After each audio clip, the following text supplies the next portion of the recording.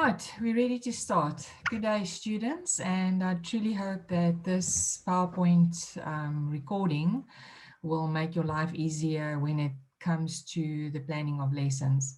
My task today is to explain how you will go about to use the CAPS document to plan a lesson. The degree students will have to go to a grade R class in a primary school, and you will be expected to plan your lessons using the CAPS document for grade R. So it is necessary for you to learn how to use this document. And I can't stress enough how important it is for each one of you to become familiar with the documents that you can see on the screen. You need to make sure that you are familiar with the maths, the life skills, and the home language CAPS document. The more you work with the document, the more you will understand the document, and the more you will feel comfortable using the document. So for today, I just want to focus on a few things about why it's necessary for you to plan lessons. So we are going to look at why it's necessary to plan lessons. Just shortly, I'm not going to dwell on this. So firstly, students, the important thing about planning lessons is the fact that you will have to research your topic, and you will obviously have to do some research in your CAPS document to make sure that you are on the right track with regards to the resources that you're using, the content that you're teaching, the level at which you are pitching your lesson. All of that will be possible only if you've accessed your CAPS document to make sure that you are on track and that you are pitching it at the right level, and also to make sure that you're teaching the right content in the correct term for each year group, for your grade R students. It's imperative for you to do research of the topic. Please don't try to plan a lesson based on your general knowledge, because I can tell you now that it's not going to be successful. You need to know what you want to teach, otherwise you will not be able to plan the content and the activities, and you won't know what questions to ask if you do not research the topic. Don't think, oh, well, this is easy, I know enough about this. Do some research, go and look for some ideas of how to plan the lesson, look for ideas for activities, look for ideas for resources before you start planning. To get to why it's necessary for you to plan a lesson, basically it gives you the frame of mind to focus on the teaching and the learning process that needs to take place. If you know what you want to teach, it also helps you to get your thoughts organized, and it will definitely help you to not, sometimes things happen and you forget facts or you forget what's next. Then you can always just stop and take a minute to look at your lesson plan and to get back on track with what you need to do. So these are reasons why you need to plan your lessons. So when we get to the lesson plan, and I would suggest that you print out a copy of a lesson plan and that you keep that next to you. You can maybe make notes on the blank copy if you'd like to, or just to refer to the sections that I'm going to talk about today. So when you look at the top section of your lesson plan, you will have to fill in specific details, and these are the details. I'm not going to read through everything because some of it is really straightforward. Your student name, your student number, the date. If you're in school, obviously you are going to put down the lesson or the date on which you will be teaching the lesson. But for when you're going to plan a lesson for an assignment, you will put in the assignment date of the lesson. The circling of group A or B, you will note that the high certificate students are on campus during 1 week and the degree students during the other week. So you will choose the week in which you have lectures and you will circle that. You can add to this whether you are high certificate IP or FP or whether you are a degree student. It will just make it easier for us. The grade that you will teach, please make sure that you are planning your lesson for the correct grade. I'm now going through the CAPS document, so I assume that this will be degree students placed in a grade R class. Please also note that high certificate students, high certificate students, IP students can also be placed in a grade R class. So you may also be you may also need this recording to help you with possible planning of grade R lessons. Then for the term, you will obviously put down the term in which you will be teaching the lesson. Just some advice that we've put down there. You must look at your CAPS for grade R to grade 3. If you're in an ECD center, obviously you're going to look at the NCF document, but you must liaise with your mentor teacher regarding the topics that you will teach. And please, students, when you look at the CAPS document and you look, for instance, at a life skills lesson, the life skills CAPS, and you're looking at planning a life skills lesson, then you will have, if you're in school in term 3, you're not going to be presenting topics from term 1 and term 2. You should be presenting topics from term 3 when you're in school. So if your teacher wants you to teach something outside of the term, then you will have to indicate that you are aware that this topic should actually be taught in, say, for instance, in term 1, so that we know you understand the fact that you should actually be teaching a topic from term 3 when you're in school. If you're planning a lesson for an assignment and you can choose the term, then obviously you will look at the term, you will look at the topics available, and you will select a topic from that particular term. So yes, make sure that you are selecting a topic for a particular term and that you're teaching. If you're in school in term 3, you will select topics from term 3. You will also have to complete or put the subject down that you are going to teach. So you've got 3 to choose from. It will either be English home language, or it will be maths, or it will be a life skills lesson that you will put in there. The content areas, I've got a separate slide on which I've just put a summary of the content areas, but you can find the content areas for the 3 subjects in the different CAPS documents. So you can look for the content areas in the life skills CAPS, or you can look for it in the maths CAPS, or you can look for the content areas in the which one didn't I, the home language CAPS. And students, just to clarify, in the different CAPS documents, they don't, all of them don't use this term, content areas. Some of them refer to these areas as learning areas, or they refer to them as skills. But we refer to them as content areas on the lesson plan. So I will show you a bit later on. When we get to the slide, you will know exactly what I'm talking about. And these are the only content areas that you can select from. I will refer to that when I get to the slide. The topic, you will also get your topic from your CAPS document, which I will show you in an example a little bit later on. And then please, students, do not forget, if you look at the right-hand side, whether you're planning a lesson taken from the NCF document or planning a lesson taken from CAPS, you have to reference, you have to put the page number down on which you found your topic for your particular lesson, and you will have to make a copy of that page, and you will have to attach it to your lesson plan and submit it with your lesson plan. So we want to see the CAPS page numbers here in this block.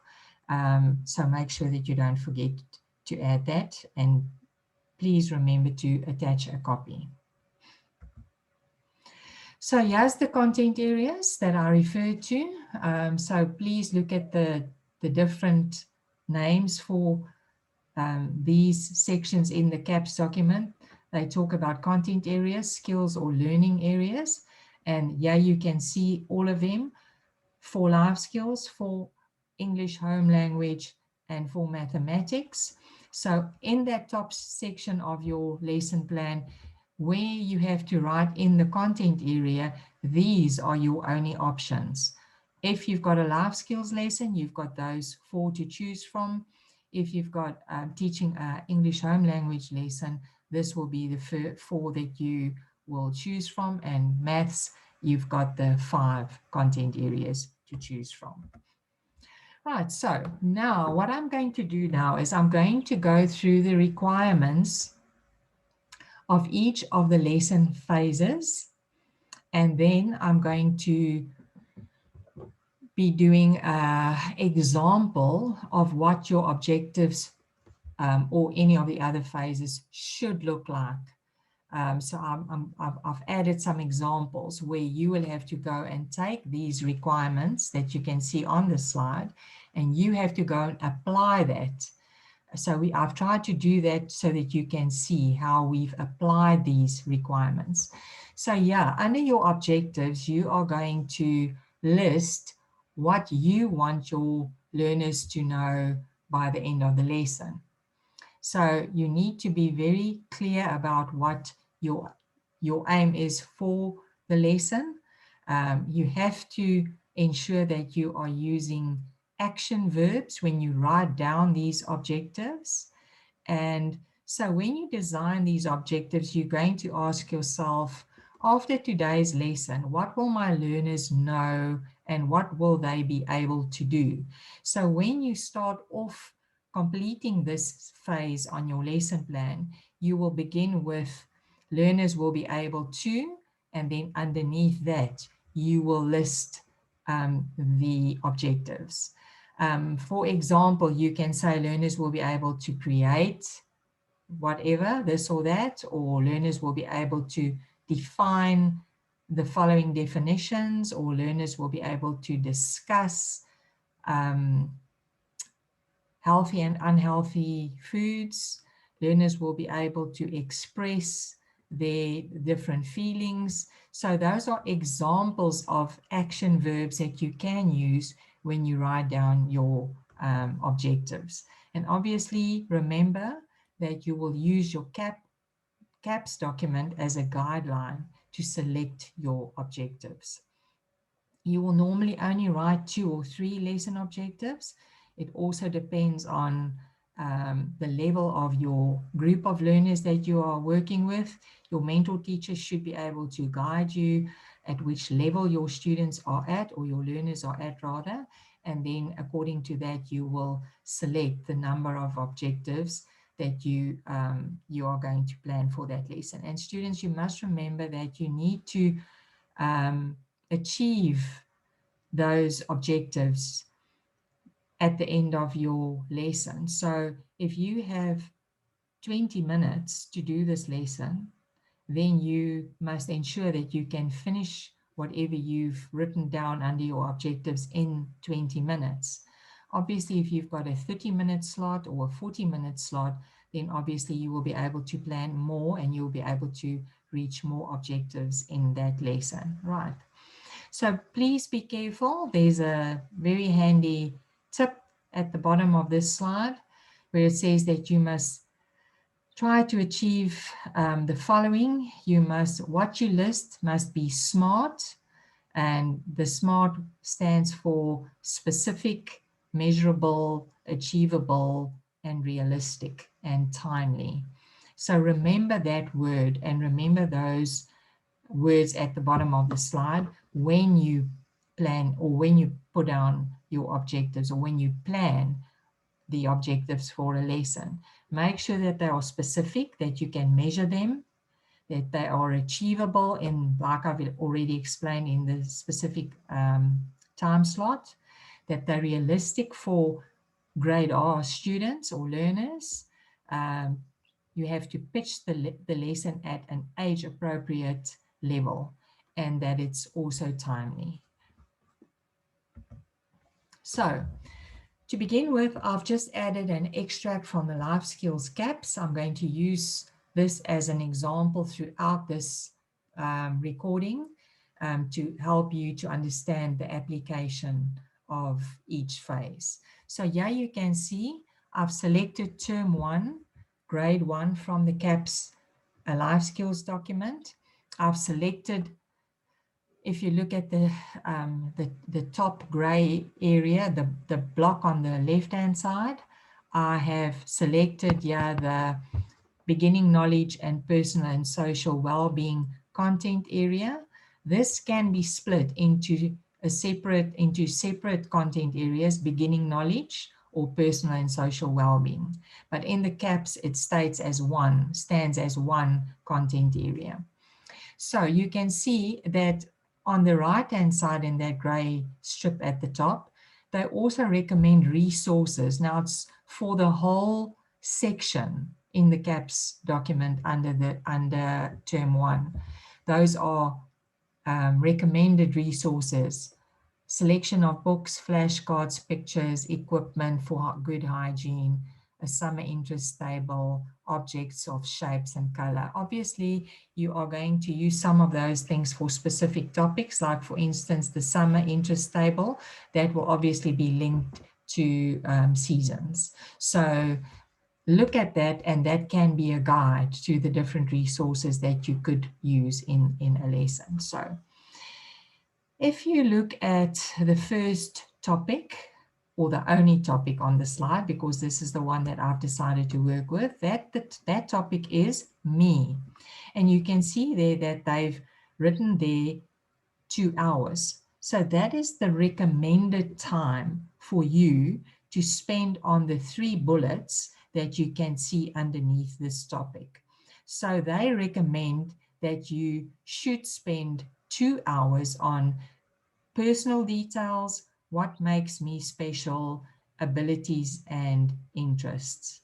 Right, so this gives you an idea of how long or how much time you should be spending on each one of those bullets.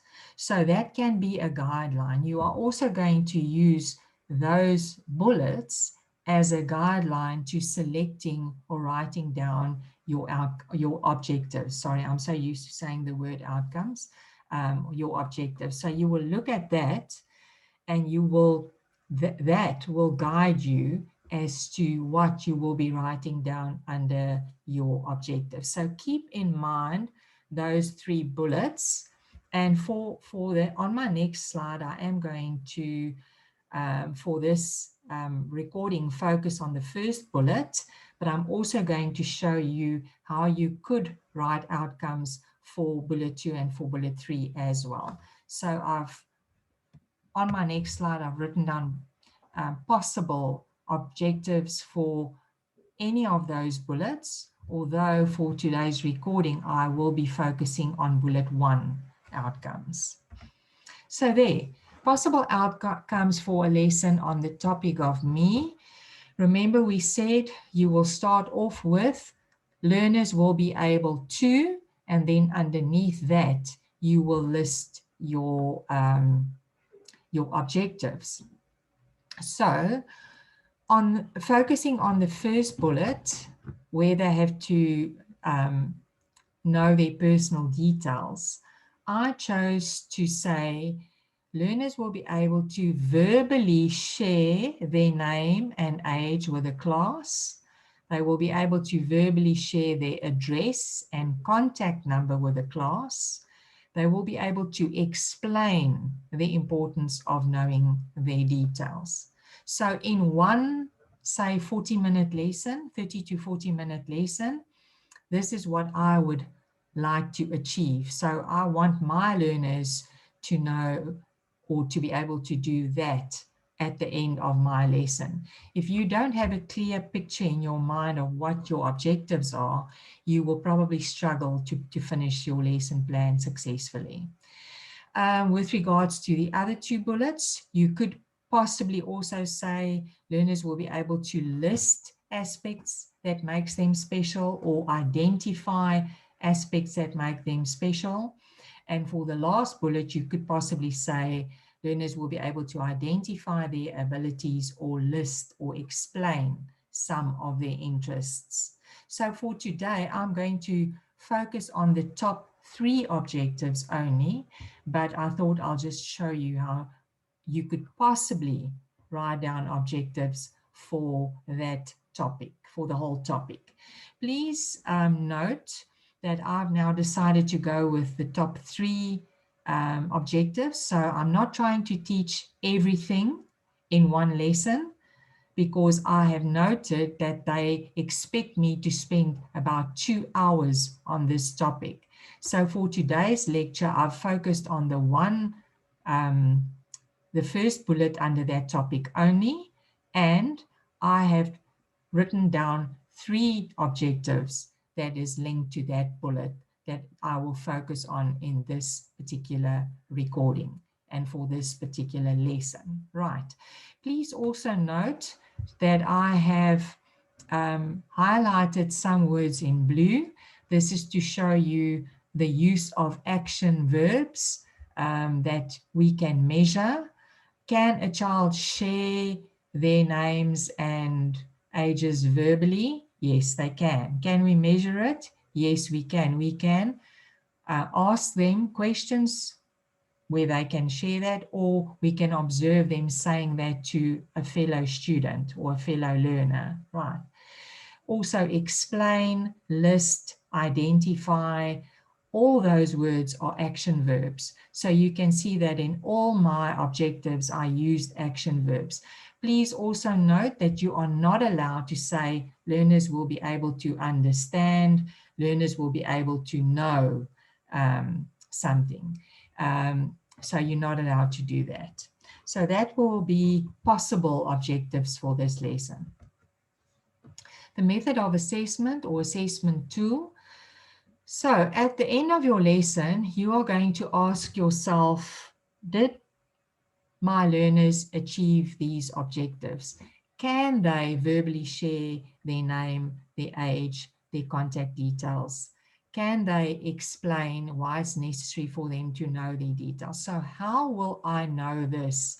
So you will have to decide how you are going to assess the students.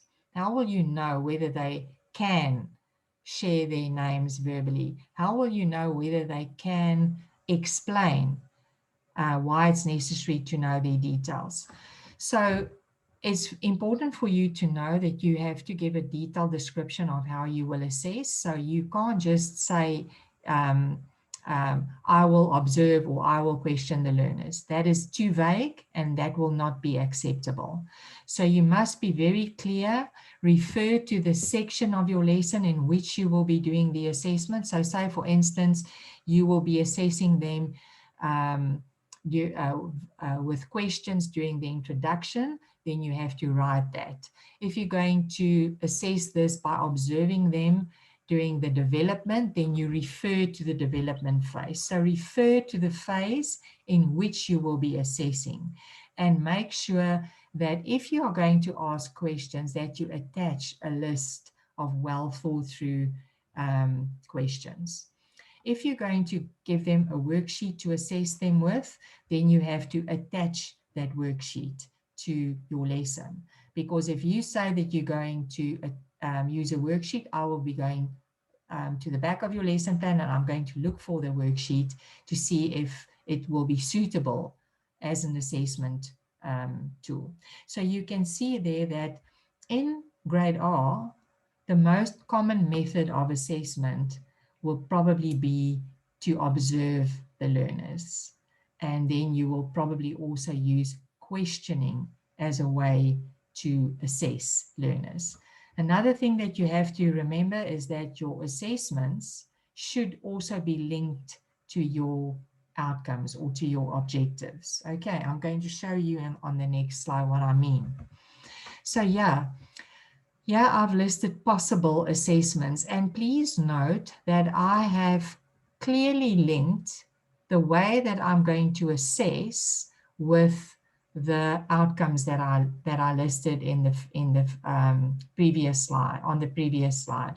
So yeah, please note how I will assess, or the tools that I will use have been written in blue, and you can look. I have also put down the phase in which I've assessed. So let's look at the first one. I will observe to see if learners can share their details verbally during the role play in the development. So I'm very specific. Remember, I said you can't just say, I will observe. That's not good enough. You will lose marks if you do that. So I'm not just saying I will observe. I'm telling you what I will observe. I'm going to observe whether they can share their details verbally, so you can see clearly that is linked to my first outcome of on my lesson plan. Right, excuse me. I am also being very specific by saying that I will do this during the development phase of the lesson, and I will specifically do the observation when the kids are going to do their role play. So that's very clear, and I'm making a very specific statement about how I will assess. Secondly, I've written there, I will ask questions during or after the story to see if they can explain why they need to know their details. So you will see later on in this recording that I've given an option for an introduction of this lesson. I said you can either read a story or you can tell a story. So you can also add to that second assessment that this will happen during the introduction of your lesson. So questioning to see whether they can explain why they need to know their details. So that is also linked to the third objective of my lesson. And then I will also observe them tracing their details. So I'm also in my lesson, I'm going to get them to trace their details on a worksheet. So how will I assess? I will observe them. I'm not going to take in the worksheets to mark. I will just walk around and I will observe while the learners are tracing their details to see whether they can actually write down their details. This was not written down as an outcome because I'm not focusing on them being able to trace. This was just a method to reinforce the learning of the details. Okay, so that's why it's not an outcome in this lesson. Okay, so those are the assessments. So in the introduction, it says actualization of prior knowledge. This is to capture the attention or to create a learning atmosphere. So I can test the prior knowledge, or not or, and I want to capture the learner's attention to make sure that I've got a good atmosphere to get their attention for the rest of my lesson. So yeah, you can introduce your topic in a very creative and fun way that will make sure that you've got their attention for the rest of your lesson. So make sure that you find something interesting or something that they will enjoy, like a song with actions, or maybe a fun or a funny poem, something that they will enjoy. And then make sure that you use that poem or that song or the rhyme or whatever you decide on using, and that you ask questions about to test their prior knowledge, not about it, but to test their prior knowledge. Your introduction should take about 5 to 10 minutes. So you're not going to start teaching the new topic or the new content in your introduction. This part or phase is just there to get the attention of the learners and to see what they know about the topic, just to test prior knowledge. So if you're going to ask questions, please attach the questions as an appendix. So you will write down the questions on a separate page, say called Appendix A, and you will then, in your introduction, where you've written down your introduction, you will say, please refer to Appendix A so that I can see the questions. If you've got space, then you can write those questions down under your introduction for us to see there. But make sure that we can get an idea of the type of questions that you will ask based on the song or the rhyme or the story or whatever you use, the pictures you used, whatever you used, ask questions about that to link it to your development and to test prior knowledge. So please make sure that you give details, and please remember, if you're going to use a song or a rhyme or a story, you have to include the words of the song or the rhyme or the poem. If you're going to use a story, you have to add an appendix with a short summary of the story. And you can always copy the front cover of the book and also add that as an appendix to your lesson. So that will be an extra page to your lesson with a picture of your cover of the book and a short summary of what the book is about. Otherwise, I will not know if the book is appropriate or not. So please don't forget that. So yeah, I've got examples of possible introductions. Oops, I see there's a spelling error. I apologize. I see the of that first bullet was left out, or the E was left out of the word the. The teacher will tell a story about a little boy that gets lost in a mall. And you can see there, I'm referring to Appendix A. So I will add my short summary about the story as an extra sheet of paper to my lesson plan, which I will name as Appendix A. Okay.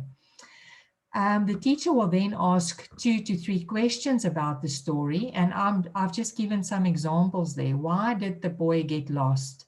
How do you think he felt when he got lost? And why do you think he felt that way? So those are the type of questions that we want you to ask about the story. And remember what we said, if there's not enough space for you to write down about 5 questions there, then you will have to add that as a separate appendix. Another possible introduction for this lesson could be that you will read them a story about someone that got lost, and then you will ask questions based on the story. And remember to list at least 4 or 5 questions, either in your introduction or otherwise as a separate appendix. I've just added a short summary here so that you can see. I went onto the internet, found this story, Bunny My Honey, about this little bunny that gets lost. I'm not going to read that summary now, but that is the type of summary that you can add in your introduction if you've got the space on the lesson plan, but otherwise you will add that as an appendix. So I can go to your Appendix A and I can read the summary and say, okay, well, I think this will be suitable for grade R's as an introduction to this lesson about knowing their details. Obviously, the idea about these examples that you see here is about getting lost and knowing your details to get back to your parents, etc. Right. So let's go on to the next one.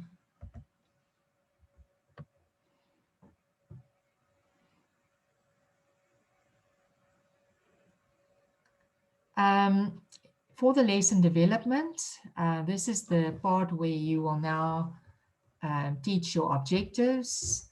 You are going to describe and explain in detail how you're going to teach the learners the content of your lesson. You are going to describe the activities that you will teach and that the learners will do in detail. You will have a list of all the activities that the teacher and the learners will be doing to meet the lesson objectives. And then if you're going to have a worksheet, you will have to, you must remember that you have to attach it to your lesson as an appendix. And you must please ensure that you also explain how and when you will be using different resources in your development. If you are going to observe learners, what exactly are you going to be looking for? So merely looking at them is not observing. So you need to be very specific, right? So you don't have to write a whole essay in the development phase. You are allowed to bullet your information, so it makes it clear for the person who needs to read and mark your lesson. So please be advised to do that. It is important to have as much detail as possible in your development. Please make sure that you've got all the facts about the content that will be taught, that you've got enough information, because this is where your core content, your activities, some of your questions, and also how you will do your resources. Right. Um, then also, just one thing that I wanted to mention is that you must remember that this section must be so detailed that when you absent, or if you absent from school, you will be able to, or not you, someone else will be able to pick up your lesson plan and teach the lesson uh, without having to ask any questions about it. That's how detailed it needs to be. So if you give your lesson plan to your mom should be able to teach the lesson. That's how much detail you need to share. So yeah, I've got some ideas for the development. So I've decided to use a story, the story from the introduction. So if you, you can choose now whether you want to tell a story or whether you're going to read that story about the bunny. Either way, you can use that story from the introduction to discuss the importance of knowing their personal details. So obviously, you know, whether the bunny got lost in the woods, or whether a child got lost in a shopping center or in a mall, you can use that to create a discussion and to get to the information, or to get them to realize that it's important for them to know their details so that they can share that information with someone if they find someone that can assist them or that can help them. So I'm talking about personal details. I've listed here what I've included in that. When I refer to the learners knowing their personal details, it includes their name, their surname, their contact number, and an address. And then what I will do next is I will ask 2 to 3 learners to share stories of when they were lost. I'm sure there will be someone in your class that was lost at some point in their life. But students, you need to preempt that you may not have anyone in the class that can come up with a story. So then you will either have to tell a story of you being lost, or a sibling of yours being lost, of someone that you know that was lost. For myself, if I don't have a learner in my class that can share a story, I can share a story of my daughter that got lost in Sandham Center in Pinetown when she was still in preschool. So make sure that if you don't get information from the learners here, that you have backup that you can use. But the learners will enjoy this because it's fellow learners in the class that will share their stories, and then use those stories to create some discussion in the classroom. And then you will discuss situations. After listening to that, you will discuss situations where they could get lost. For example, in a mall, in a very busy shop, on the beach during holidays when it's quite busy. Make use of big pictures of a busy mall or a beach that you can use to create discussion. So you can look at the pictures, refer to people in that you can see, or why they think someone could get lost in that situation. Discuss that they should look for other parents with kids if they are lost. You can use the pictures to identify suitable people to turn to for help. So you can point to people in the pictures and ask them, will they ask this person for help? If not, why not? If they said yes, why would they choose those people? So thinking about other parents with kids that will definitely have empathy with them being lost and that will probably go out of their way to help. Or it could possibly be a policeman or a lifeguard on the beach or a security guard in the mall. Or if they get lost in a shop, it could be the manager or one of the workers in the shop. So create that discussion. Let them share the details that they know verbally. This will be the next session, and this will include their name, their age, their contact number, and the address. Then after that, you will allow role play where learners will pretend that he or she is lost and needs the help of the other person. So you can pair them up. So first time round, the one child will be lost and the other one will be the person who will help them.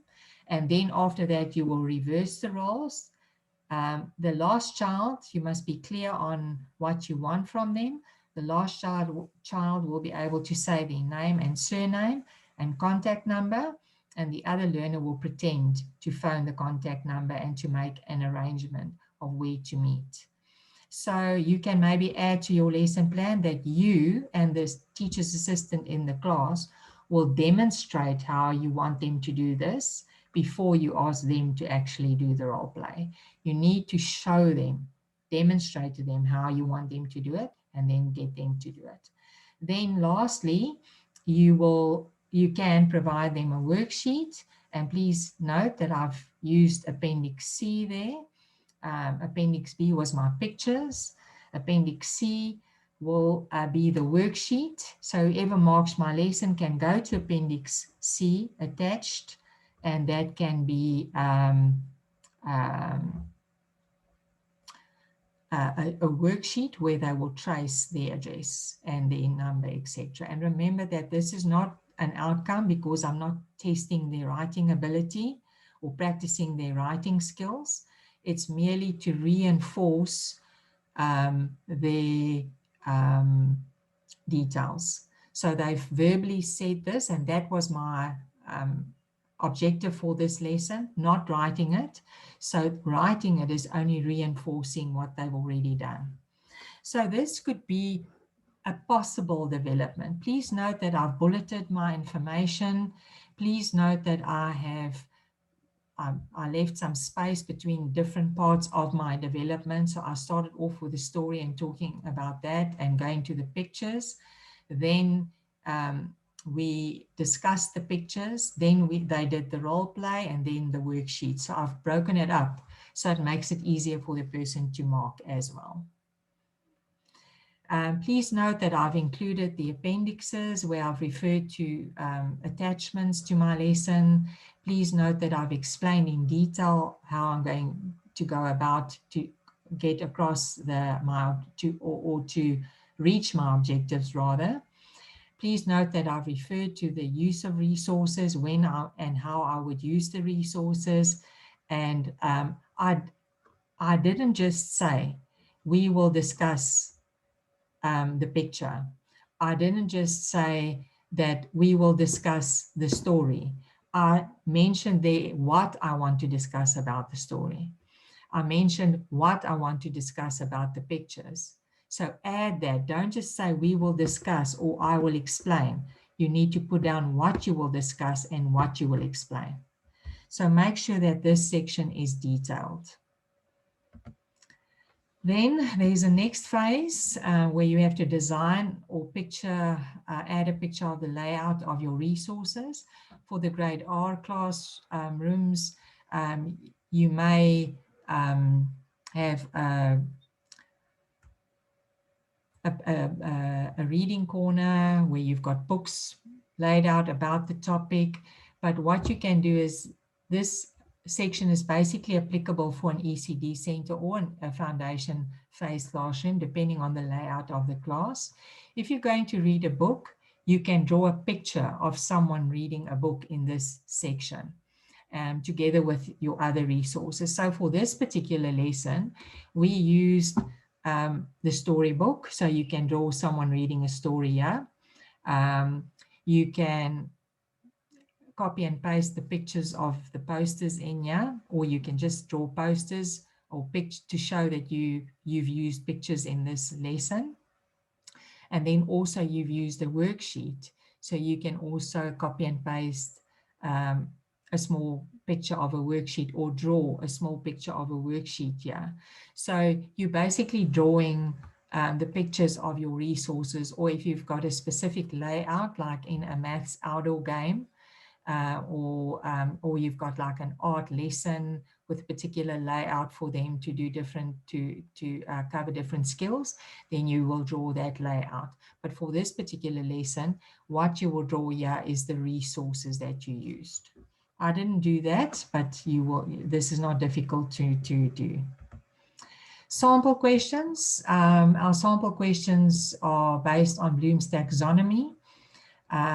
Please put at least 2 questions for each level. You can see here that we've got remembering and understanding questions under level 1, and then under level 2, applying and analyzing questions, and under level 3, evaluating or creating lessons. For level 1, you can see these are normally lower order thinking skills questions where they give one-word responses, or they you know, you can ask them straightforward questions like, what happened? Can you name or can you list this? Do you know the character? Can you remember the characters of the story, etc., etc.? I've got some examples on the next slide. For application, questioning at this level is a little bit more difficult. So there's more open-ended questions. So yeah, you can ask a question where you can ask a learner to explain something, or you can say, how would this happen? Or why do you think this? When it gets to the evaluating or creating questions, this high order thinking skills. So yeah, you can ask things like, what would you do differently? What was your best part of the story? Why, etc., etc.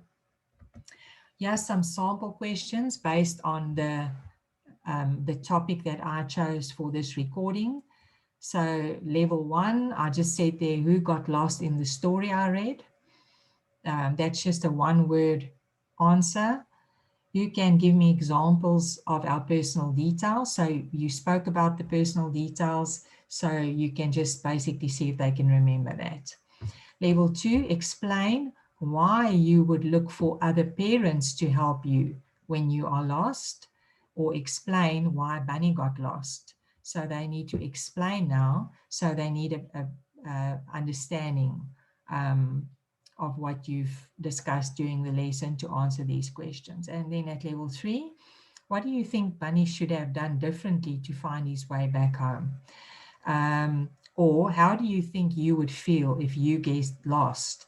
And then also ask them why they gave that particular answer. So those are possible questions that you could ask.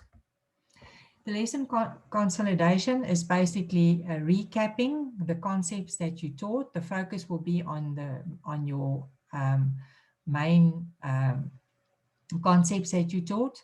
So there needs to be a link between your consolidation and your objectives as well.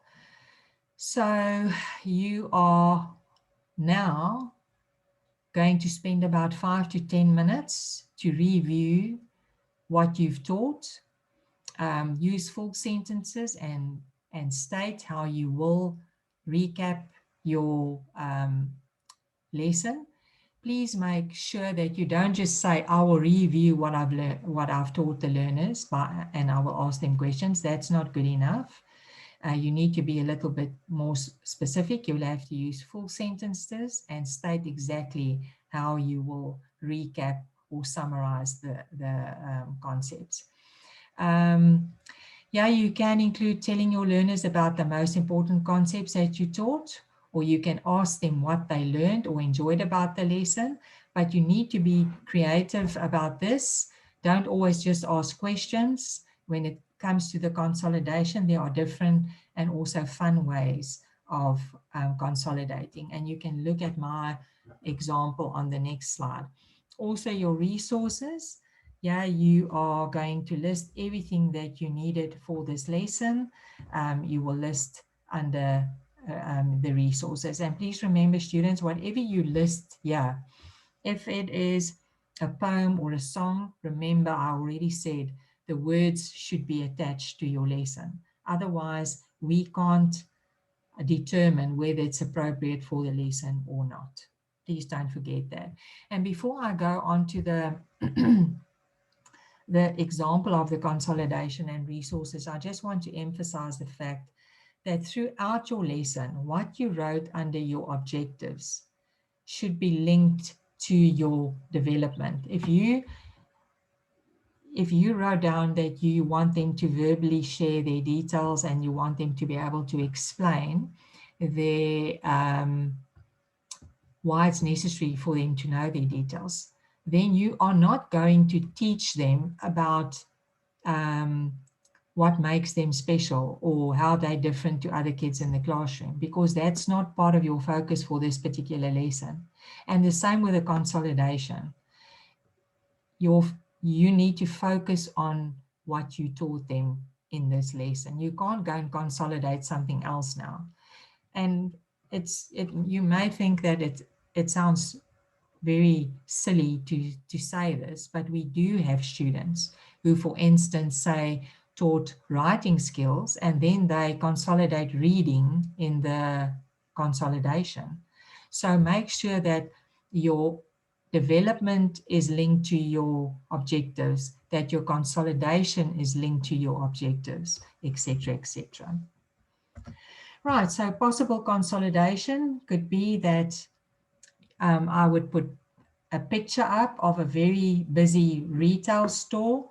So maybe you can get a big picture of a Spar or a Pick n Pay or a Checkers that's quite busy. And then you can put that on the board and you can ask questions like, how and why do you think you could get lost in this store? And then you can just quickly determine whether they have an understanding of, why they could get lost there. Then what information will you give?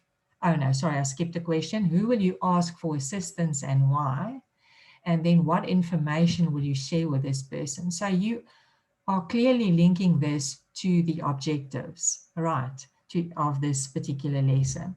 The resources of this lesson that I used as an example will definitely be the selection of pictures. I said of a busy retail store, of a busy beach, of a busy mall. So whatever you chose, those pictures will be added as resources. Also the storybook, if I went that route of reading the story, I would add Bunny My Honey as my storybook there. I've used learners to come up with, to share their stories. And then obviously I will use a worksheet. When you reflect, this is when you are critically assessing your own teaching. You will see that we've split it into two sections. You are going to look at what you will do differently next time, and you will look at what contributed to the successes of the lesson. And students, can I just put down a or mention a very important thing here? And that is if you're going to write down what you will be doing differently next time, then you should give a reason and you should state, maybe give an example of what you think you could possibly try out next time, right? And the same with what contributed to the success of your lesson. So yeah, if you choose something that you felt contributed to the success of your lesson, then you should also explain why you felt that that particular thing or aspect made your lesson successful or not. So don't just say I was well prepared, or you can say you have nothing that you want to do differently because your lesson was wonderful. So you need to be critical about your lesson and look for places where you can improve and say why you need to improve there, and look for what made your lesson successful and why you think it made your lesson successful. So let's look at my examples. So possible reflection could be, and I've just written down 2 possible things that you could reflect on. What will I do differently next time? So I said there that the picture I used in my consolidation, that's the one about the busy retail store, was too small. So that was the problem. So how will I change this? I will enlarge it so that the learners at the back can also see the detail. So I'm stating this is what that I need to change. Why do I need to change it? Because it was too small. What will I do differently next time? I will enlarge it and I will make sure that everybody can see what's going on the picture. The other thing that I reflected on was that I will leave the addresses. I won't expect learners to also provide the addresses for in this particular lesson. I will leave that for a separate lesson. Why did I feel this was necessary? I'm mentioning that because a lot of the students, or the learners rather, sorry, didn't know their addresses. So you have to make sure that they either have it written down. So next time you will make sure that they bring that to school or something. So you can add that as well to this reflection. So I'm not just saying that I will leave out the addresses. I'm saying why I think that I will leave that out. And I'm just coming up with my own ideas here. Now, I obviously didn't teach this lesson, so I can't truly reflect. But so under what contributed to the success of my lesson, don't say because I planned ahead or I planned well. I said the learners enjoyed the role play. Why? Because they got to practice saying their details in a fun way. It was a fun way for them to basically act as if they were lost and asking for help and stating that details to a fellow learner or child in the classroom. So that's why I feel that contributed to my lesson. I'm not just saying the role play, I'm explaining why I feel the role play contributed. Then the second possible reason there, I said the learners also enjoyed listening to the stories of their friends. You must remember, I said that you will ask learners in the class to share their stories of when they got lost. So say, for instance, Sam and Mary shared their stories.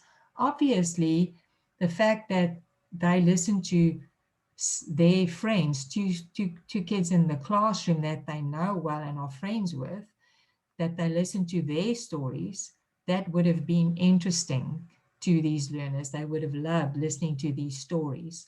Or if it was you telling a story of when you got lost when you were a child, they will enjoy that, listening to those stories of how other people got lost. Kids enjoy stories. So that's a possible reflection. And students, you will be assessed when you're in school by your mentor teacher. It is always after your mentor teacher sat down with you and discussed your lesson with you. It is always a very good idea to use whatever your teacher said in your post-lesson discussion, to use that in your reflection. So for example, if you taught your lesson and your mentor teacher said to you that you need to ask more level 3 questions to get the learners to think more critically about the topic, then, and your teacher maybe said that you need to praise the learners when they try to answer questions, then you can, in your reflection, you can say, what I will do differently next time is I will research and think about asking more level 3 questions. I will write level 3 questions down in my lesson plan so that I can make sure that I'm prepared to ask those questions in my lesson. And you can also then say that when a child answers, that you will focus on having better responses to children's answers to questions in the classroom, so that you will thank a child for trying to answer and that you will praise the child for trying to answer even though the answer was not correct. So so now I'm showing you how I would include that into my reflection if that was something that my teacher said. Right, so references, I'm not going to say too much about this. You will be taught how to do referencing in other modules, I think in ACL, if I remember correctly. You have a study referencing guide that you should use. We use the Harvard referencing system, so you must reference your CAPS document and any other sources that you used to plan your lesson. So if you accessed a website to get the pictures, if you accessed a website to get a book, you have to access that, you have to reference that websites. If you use the book from the library, you have to reference those books, articles, videos, everything that you use must be referenced. And don't forget to reference your CAPS. So students, please make sure that you use the referencing guide to reference correctly. Right, so for this lesson, you would have to reference the life skills CAPS, you would have to reference the storybook, you would have to reference the website from which you got your pictures, and if you access the worksheet from the internet, then you will have to also reference that website. Okay, if you created your own worksheet, obviously then it's not necessary to reference that. But anything that you got from a website or from a library, that needs to be referenced here. And in red, very important, you need to use the referencing booklet. Right.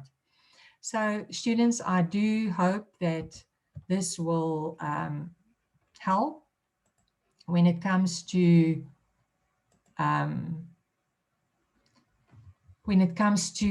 planning a lesson, looking at those examples that I shared with you now in this PowerPoint. I do think that especially for the first lesson that you plan using the CAPS document, that it will definitely be very helpful to go through this recording and to make sure that you reach all the requirements for each phase. When you plan a phase, go to the requirements and make sure, did I meet these requirements?